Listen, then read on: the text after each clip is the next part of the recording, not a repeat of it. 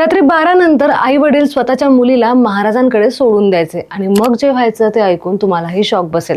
सध्या नाशिकचे अंकशास्त्रज्ञ अशोक खरात भोंदूबाबा प्रकरण प्रचंड गाजतंय. 35 वर्षीय महिलेला गुंगीचं औषध देऊन तिच्यावर अत्याचार केल्याचा आरोप त्यांच्यावर केला जात आहे. या घटनेने सिन्नरमधील 23-24 वर्षापूर्वीचं ललित महाराज प्रकरण पुन्हा आठवलं. भैरवनाथ मंदिराजवळ डेरा टाकून त्याने अनेकांना आपल्या जाळ्यात ओढलं होतं.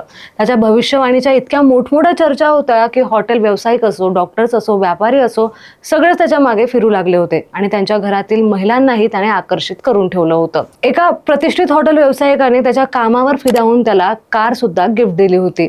पुत्र कामेष्टी यज्ञ या नावाखाली रात्री मुलींना त्याच्याजवळ पाठवलं जायचं, पण तो मुलींसोबत काहीतरी भलतंच करायचा. पण काही दिवसातच त्या महाराजाचं खरं रूप समोर आलं आणि त्याचं बिगुल फुटलं. त्याला दिलेली जीप सुद्धा परत घेण्यात आली. महाराज अचानक गायब झाला. 8-10 वर्षांपूर्वी माळेगाव फाट्याजवळ एक पेट्रोल पंपावर पैसे न दिल्यामुळे एक बाबा पळाला होता. त्या बाबाला पोलिसांनी जेव्हा पकडलं तेव्हा त्याची ओळख पटली आणि तोच ललित महाराज आहे हे लक्षात आलं. त्या दिवशी सिन्नरकरांनी त्याची जी हालत केली त्याच्या चर्चा अजूनही होतात. मंडळी, ललित महाराज असो किंवा खरात महाराज असो, अंधविश्वास किती धोकादायक असू शकतो अशा प्रकरणातून लक्षात येतं. तुम्हाला याबद्दल काय वाटतं? कमेंट बॉक्समध्ये नक्की सांगा.